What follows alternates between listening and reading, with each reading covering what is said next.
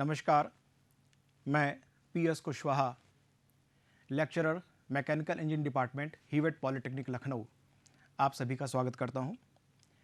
Department of technical education Uttar Pradesh की ओर से यह अवसर प्राप्त हुआ है कि ई लेक्चर के माध्यम से उत्तर प्रदेश के छात्रों को पठन पाठन कार्य कराया जाए।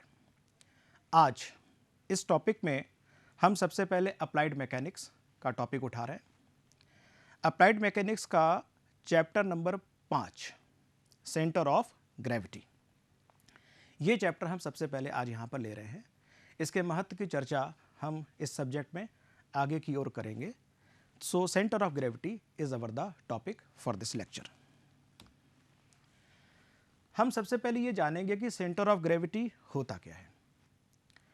देखिए, अगर हम परिभाषा की बात करें तो परिभाषा ये कहती है कि it is a point through which weight of the body is assumed to be acting. ये एक ऐसा बिंदु है किसी वस्तु के भीतर जहां पर उस वस्तु का संपूर्ण भार कार्य करता हुआ माना जाता है। भार कहाँ पे काम करता है? भार का तात्पर्य हो गया वेट। वेट का मतलब m इंटू जी, जहाँ पे g जो है एक्सेलरेशन ड्यू टू ग्रेविटी है, जिसकी डायरेक्शन हमेशा पृथ्वी के केंद्र की ओर होती है। इसका मतलब जब हम वेट की बात कर रहे हैं that is always directed toward the centre of the earth. तो ये हमारा इसका परिभाषा हो गई। इसको सामान्यतः जी से भी डिनोट करते हैं, सी जी से भी डिनोट करते हैं और सी से भी डिनोट करते हैं। ये अलग अलग तरीक़ों से अलग अलग लेखक अलग अलग किताबों में अलग अलग तरीके से डिनोट करते हैं। हालांकि इसमें किसी प्रकार के टेंशन की बात नहीं कि हम किस तरीके से डिनोट करें। तो centre of gravity is a point जहां पर वस्तु का संपूर्ण भार कार्य करता हुआ माना जाता है। यहां पर एक बात पे हम चर्चा करेंगे, centre of gravity and centre of mass. देखिए, सेंटर ऑफ ग्रेविटी और सेंटर ऑफ मास को लेके छात्रों में बड़ा भ्रम की स्थिति रहती है। सेंटर ऑफ ग्रेविटी जहां पर सारा का सारा भार कार्य करता है, सेंटर ऑफ मास जहाँ पे सारा का सारा द्रव्यमान काम करता है। तो आप कहेंगे सर जहाँ पर द्रव्यमान है वहीं पर भार भी हो गया, क्योंकि जहाँ द्रव्यमान है m/g हो गया। लेकिन छोटी वस्तु हॉरिजॉन्टल कोई क्षैतिज अवस्था में कोई बॉडी है, उसके लिए तो centre of mass centre of gravity दोनों सेम होंगे। लेकिन अगर हम बहुत एक हाइट वाली कोई बॉडी की बात करें, 100, 200, 150, 300 किलोमीटर लंबी, हाइपोथेटिकल है, इतनी लंबी ऊंचाई की बॉडी की बात करें, तो बच्चों उसका सेंटर ऑफ मास और सेंटर ऑफ ग्रेविटी में फर्क आएगा। सेंटर ऑफ ग्रेविटी उसकी नीचे की ओर होगी, क्योंकि small g acceleration due to gravity earth के समीप अधिक होती है, और जैसे जैसे अर्थ से ऊपर जाते हैं तो स्मॉल जी की वैल्यू घटती जाती है। इसका मतलब यह हो गया कि centre of gravity will fall below and centre of mass will slightly remain above the centre of gravity. तो ये फर्क आप समझ लीजिएगा। लेकिन प्रैक्टिकली जहां तक हम व्यवहारिक पक्ष को देखें तो हम सेंटर ऑफ ग्रेविटी और सेंटर ऑफ मास दोनों को सेम मान लेते हैं। तो आप भी इसको सेम मानकर चल सकते हैं। It is independent of the orientation of the body. तो सेंटर ऑफ ग्रेविटी जो है ये किसी भी बॉडी के ओरिएंटेशन से, आप इसको कैसे रखे हैं, आप ऐसे रखे हैं कि ऐसे रखे हैं कि ऐसे रखे हैं कि तिरछा रखे हैं, इस पे फर्क नहीं पड़ता। सेंटर ऑफ ग्रेविटी जो है वो उस पर डिपेंड नहीं करती कि आप किस प्रकार से इसको ओरिएंट करें। It depends upon the shape and the size of the body. इसका मतलब ये हो गया कि ये इसके बॉडी के शेप पे डिपेंड करेगा, ऑब्वियसली करेगा, किस आकार की है, कितने बड़े साइज की है, उस पर डिपेंड करता है। एक बड़ी महत्वपूर्ण बात, अक्सर हम ये सोचते हैं कि सेंटर ऑफ ग्रेविटी वहाँ पर होगा जहाँ पर बॉडी एग्जिस्ट करती है, जहाँ पर कुछ मास एग्जिस्ट करता है, जहाँ पे कुछ मटेरियल एग्जिस्ट करता है। लेकिन ऐसा नहीं है। सेंटर ऑफ ग्रेविटी वहाँ भी हो सकती है किसी वस्तु की जहाँ पर वस्तु का कोई भी भाग नहीं है, जहाँ जरा भी सब्सटेंस नहीं है, जहाँ पर कोई भी मास नहीं है। सो this is very important feature. हम आगे एग्जाम्पल में इसको डिस्कस भी करेंगे। Let us discuss centroid. अब देखिए सेंट्रोइड क्या होता है।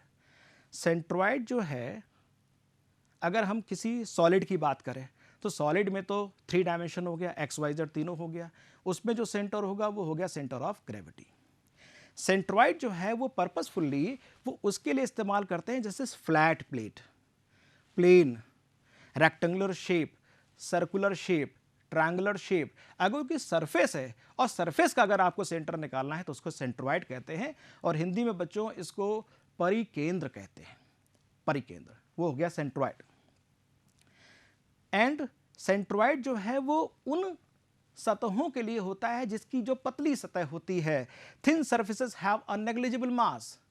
पतली सरफेस है तो हम मान सकते हैं चूंकि इसमें थिकनेस नहीं तो इसका मास नेग्लिजिबल है। An area of this surface is considered important as compare to the weight of the mass. Solid के लिए जो कार्य द्रव्यमान करता था समतल के लिए, चूंकि द्रव्यमान हमने लगभग नगण्य माना हुआ है, तो किसी भी समतल के लिए जो उसका एरिया है वो हमारे लिए ज्यादा यहां पर महत्वपूर्ण हो जाता है। देयरफॉर डिफिनीशन कहती है point of a surface where whole area is assumed to be concentrated known as centroid. किसी भी क्षेत्रफल का वह बिंदु जहां पर संपूर्ण क्षेत्रफल का केंद्र माना जा सकता है उसको हम परिकेंद्र अथवा सेंट्रॉइड कहते हैं। अब लेकिन इसमें एक बात यह है कि जहां पर पूरे क्षेत्रफल का केंद्र मान सकते हैं वहां पर केंद्र है या केंद्र नहीं है, यहां पे देखिए ये बात है कि वही बात है कि जो हमने सीजी में बात करी थी, जहां पर वस्तु का कोई हिस्सा नहीं है क्या वहां पर केंद्र हो सकता है, तो वो परिकेंद्र या सेंट्रॉइड के केस में भी है कि जहां पर वस्तु का कोई भी भाग नहीं है वहां पर उसका केंद्र हो सकता है। अगर हम एक सी लेटर की बात करें, इंग्लिश का जो सी लेटर होता है उसका केंद्र अगर हम खोजेंगे तो केंद्र ऐसी जगह पर आएगा जहां पर सी लेटर का कोई भी हिस्सा नहीं है। दैट मीन्स ये बात फिर से साबित हो गई, चाहे हम सेंटर ऑफ ग्रेविटी की बात करें चाहे हम सेंट्रॉइड की बात करें। सेंटर ऑफ ग्रेविटी का मतलब गुरुत्व केंद्र और सेंट्रॉइड का मतलब परिकेंद्र। हम दोनों की बात करें तो दोनों के केस में सेंटर वहां हो सकता है, वहां नहीं भी हो सकता है जहां पर कोई मास या कोई द्रव्यमान या सतह वहां पर है अथवा वहां पर नहीं है। Now we come to the our next slide. तो अब जरा यहां पर एक बार हम लोग सेंटर ऑफ ग्रेविटी और सेंट्रॉइड के बीच में कंपैरिजन कर लेते हैं just to sum up the कि क्या हमने समझा। सेंटर ऑफ ग्रेविटी में it is a centre of a solid body. Centre of gravity किसी भी ठोस वस्तु का केंद्र होती है, जबकि सेंट्रॉइड में it is centre of a surface. Centroid किसी एक सतह का केंद्र होता है, जबकि सेंटर ऑफ ग्रेविटी किसी एक सॉलिड का केंद्र होता है। दूसरा, centre of gravity whole weight of the body acts at this point. किसी वस्तु का संपूर्ण भार उस एक जगह पर कार्य करता हुआ माना जाता है। संपूर्ण भार कैसे कार्य करता है? सपोज करिए एक ठोस है, वो ठोस जो है 10 अलग अलग मास के पार्टिकल से मिलकर बना है, M1, M2, M3, M4, M5 and M10। बच्चों सबका वेट, तो पहले पार्टिकल का वेट होगा M1g, दूसरे का M2g, आखिरी वाले का इसी तरह M10 into small g, acceleration due to gravity. हर एक पार्टिकल का वेट नीचे की ओर काम कर रहा होगा। तो जब हर पार्टिकल का वेट नीचे की ओर काम कर रहा होगा तो उन सारे फोर्सेस का, सारे वेट का जो परिणाम होगा, परिणामी होगा, उस परिणामी की जो दिशा होगी, जो परिणामी का मान होगा वो वेट है, और दिशा हम जानते हैं toward the centre of earth होगा, तो वो सेंटर ऑफ ग्रेविटी हो गया। जबकि सेंट्रॉइड के लिए हम ये कह सकते हैं कि the whole area of the surface as assume to be this point. किसी भी सरफेस के क्षेत्रफल का संपूर्ण क्षेत्रफल जिस एक बिंदु पर केंद्रित माना जा सकता है उसको हम सेंट्रॉइड कहते हैं। तो बेसिक डिफरेंस अगर हम बात करें एक ब्रॉड लैंग्वेज में, मोटी मोटी बात समझने के लिए, तो मोटी बात समझने के लिए हम ये कह सकते हैं कि सेंटर ऑफ ग्रेविटी सॉलिड्स का एक कैरेक्टरिस्टिक्स है, सॉलिड का एक फीचर है, जबकि centroid plane surface, lamina, plane का, प्लेट का एक ये फीचर है। अगर हम बीम की बात करें आप लोगों ने मैकेनिक्स में एक चैप्टर में बीम के बारे में पढ़ा है, इंट्रोडक्शन आपने पढ़ा है। तो बीम की अगर बात करें तो बीम एक सॉलिड स्ट्रक्चर होता है जिसमें लेंथ होती है, क्रॉस सेक्शन होता है, डेप्थ होती है। उसका अगर वेट अगर देखें तो वेट का एक सेंटर होगा, वो हो जाएगा सेंटर ऑफ ग्रेविटी। लेकिन अगर बीम का हम क्रॉस सेक्शन काट दें और क्रॉस सेक्शन को देखें तो आपको इधर से क्या दिखाई पड़ेगा, एक रेक्टेंगल या स्क्वायर या सर्कुलर बीम दिखाई पड़ेगी। उसका जो सेंटर होगा दैट इज द सेंट्रोइड। बच्चों ये चैप्टर इसलिए भी इंपॉर्टेंट है, अगले सेमेस्टर में आप एक विषय पढ़ते हैं मैकेनिक्स ऑफ सॉलिड या स्ट्रेंथ ऑफ मटेरियल। सिविल में स्ट्रेंथ ऑफ मटेरियल के नाम से है और मैकेनिकल में मैकेनिक्स ऑफ सॉलिड। उस विषय में आपको मोमेंट ऑफ इनर्शिया निकालने के लिए कहा जाएगा और मोमेंट ऑफ इनर्शिया हमें निकालना होगा एरिया का, तो वहाँ पर हमें सेंट्रोइड की जरूरत पड़ेगी। सो इसको अच्छी तरीके से पढ़िएगा। So now we come to the next solid.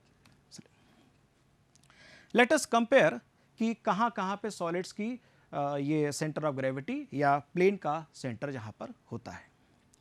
देखिए पहला फिगर आप देखेंगे कि तो पहले फिगर में जो सिलेंडर है, सिलेंडर का जो सेंटर है वो इसका इसका क्रॉस सेक्शन है और क्रॉस सेक्शन में यहाँ पर सेंटर है और इसकी एक्सिस ये है और एक्सिस ये टोटल लेंथ इसकी h है, तो एक्सिस पर h/2 पर इसका सेंटर होगा। सिमिलरली यहाँ पर अगर हम बात करें स्फीयर में, तो स्फीयर में जहाँ भी दो डायमीटर काट रहे हैं यहाँ पर इसका सेंटर होगा। तो जाहिर सी बात है अगर यहाँ पर हमने लिया है तो ये वैल्यू यहाँ पर रेडियस के बराबर होगी। हेमिस्फीयर की बात करें, हेमिस्फीयर यानी कि आधा गोला, अर्ध गोला, सॉलिड की बात हो रही है। हेमिस्फीयर की बात करें तो इसका जो सेंटर होता है वो 3r/8 पर होता है। लेकिन कहाँ से ये महत्वपूर्ण बात है, हेमिस्फीयर अगर आप करेंगे तो एक सरफेस तो फ्लैट होगी, पीछे पूरा गोला है, एक सरफेस फ्लैट है। इस फ्लैट सरफेस ये पूरा एक आपको सर्कमफरेंस दिखाई पड़ेगा, पूरा एरिया πr², इसका एक सेंटर होगा। इसके सेंटर पे इस प्लेन से पीछे की ओर जाना है, और कितना जाना है, 3r/8। इस जगह पर इसका सेंटर होगा, इस जगह पर। यहां से आपको डिस्टेंस नापनी है, ये वाली डिस्टेंस।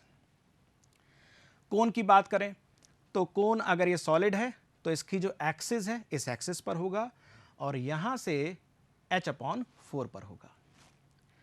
अगर ये पिरामिड है तो यहां भी h/4 पर होगा। तो ये सेंटर ऑफ ग्रेविटी, ये सारे के सारे सॉलिड्स हैं और सारे ये 3 डायमेंशनल ऑब्जेक्ट्स हैं। Now we come to this centroid part. Centroid part में ये स्क्वायर है।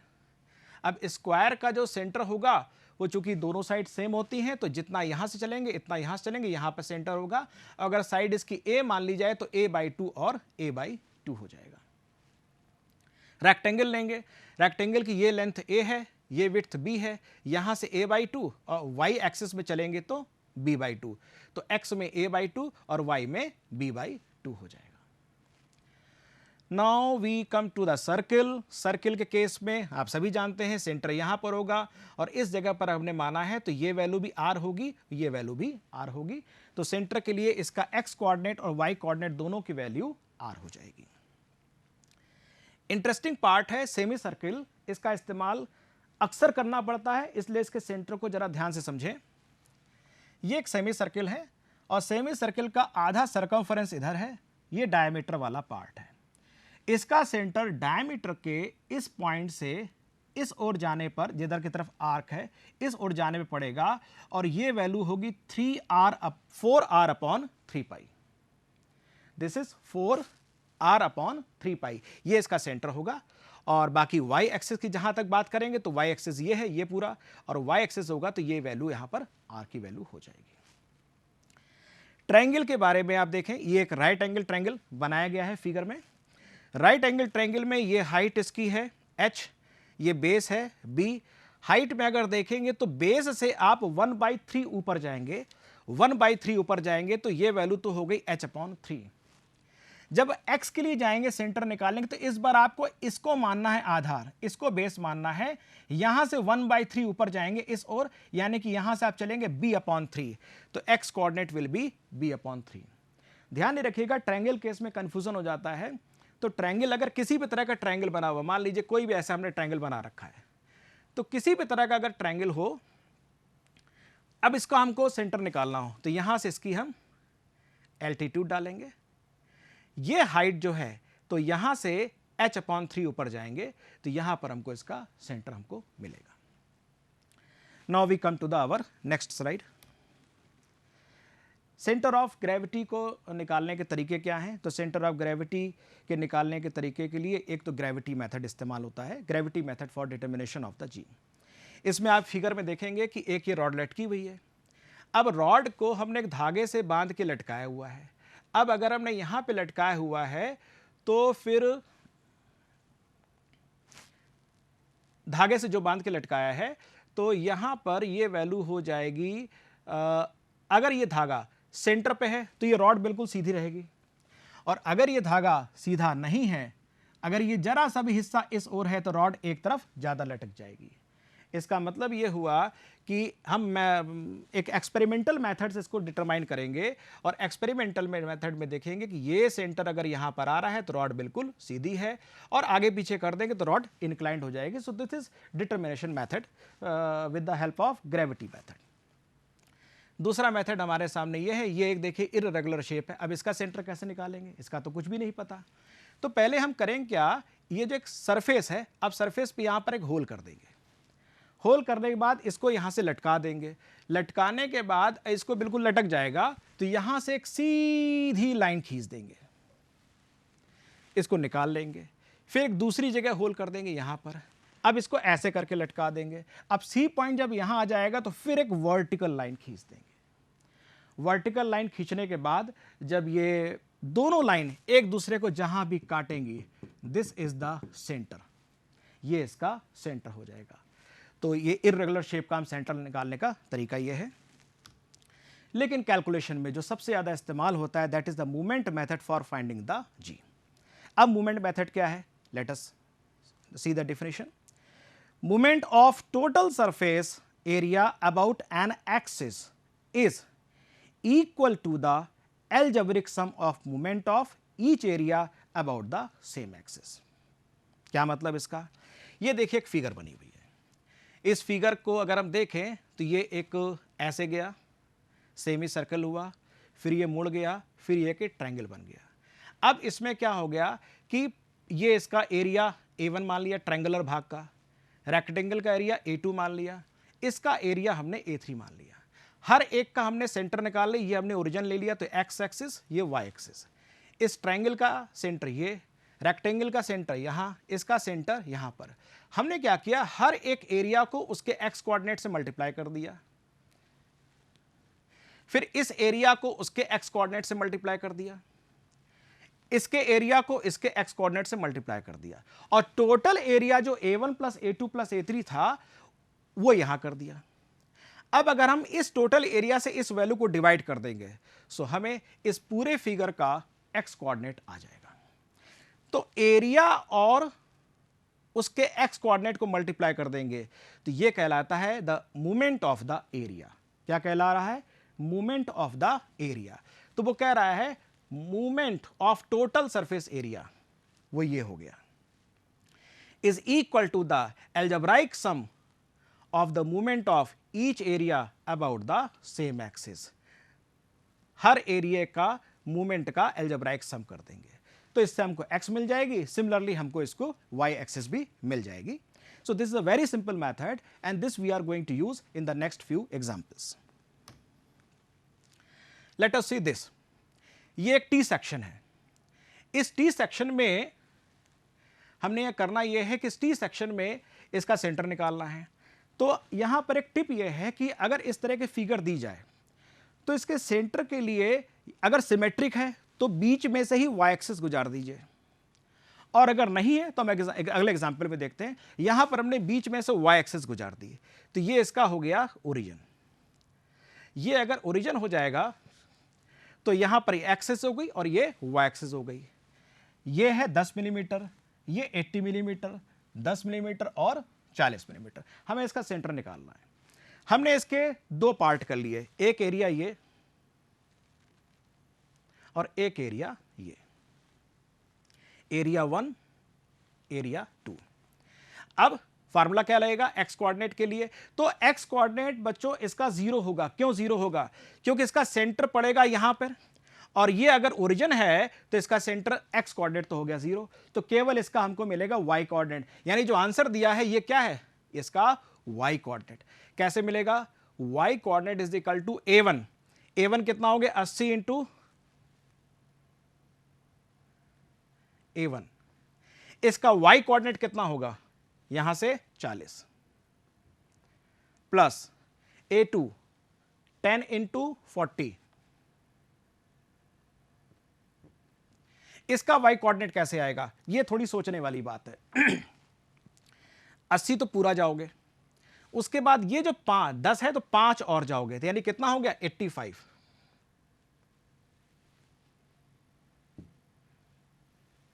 अपॉन टोटल एरिया, और टोटल एरिया हो गया 10 into 80 plus 40 into 10, and this comes out to be 55 millimetre.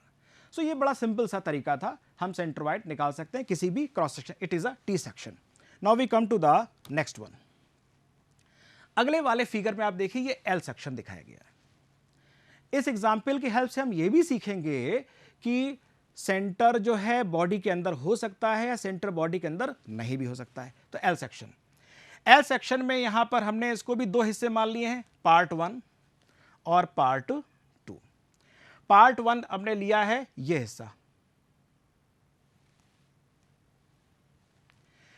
20 millimetre, और यह टोटल है 200 मिलीमीटर।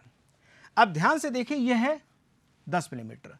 अगर हम 200 में से 10 निकाल देंगे तो बच्चों ये कितना बचेगा?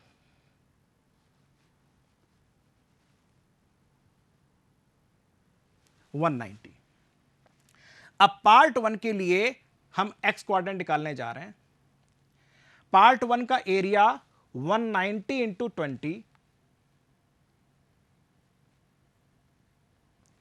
पार्ट 1 का एक्स कोऑर्डिनेट ये आपने ओरिजिन माना है। पार्ट 1 का एक्स कोऑर्डिनेट यहां से कितना चलेंगे? पार्ट 1 का एक्स कोऑर्डिनेट यहां से 10 चलेंगे। पार्ट 2, पार्ट 2 का एरिया 10 10 10 और 160 इंटू 10, और इसका एक्स कोऑर्डिनेट 80, क्योंकि यहां से चलेंगे तो 80 पे आएंगे, अपॉन टोटल एरिया। तो टोटल एरिया हो जाएगा 190 इंटू 20 प्लस 160 इंटू 10। तो ये आप कैलकुलेट कर लेंगे तो ये आंसर आ जाएगा 30.74। एक्स कोऑर्डिनेट आ गया। एक्स कोऑर्डिनेट हमने रिलेट कर लिया और एक्स कोऑर्डिनेट हमारा यहां पर इस जगह पर आ गया, कोई दिक्कत नहीं, बहुत अच्छी बात है। अब हम इसी तरह वाई कोऑर्डिनेट निकाल देंगे। वाई कोऑर्डिनेट निकालने के लिए हम देखेंगे वाई थोड़ा सा समझने वाली बात है। 190 पहले का एरिया इंटू 20। वाई कोऑर्डिनेट के लिए देखिए 10 पूरा गिना जाएगा और ये हमने माना था, तो 190 का आधा हो गया 95। उस 95 में आप ये 10 जोड़ देंगे तो इसका वाई कोऑर्डिनेट हो गया 105। इसको समझ लीजिएगा, ये 105 है, plus 160 into 10 into 5 upon 190 into 20 plus 160 into 10, and this comes out to be 75.37। खास बात क्या है, 75.37 यहां पर है और 70.74 ये है सेंटर ऑफ ग्रेविटी, और ये इस बात का प्रमाण है कि इस एल सेक्शन का सेंटर इससे बाहर पड़ता है। Thank you. नेक्स्ट पे एक फिगर है, फिगर में आप देखेंगे तो कभी कभी ऐसा होता है कि कुछ फिगर में से कुछ मटेरियल काट के निकाल दिया जाता है, तो आपकी हेल्प के लिए सोल्यूशन करके रखा गया है।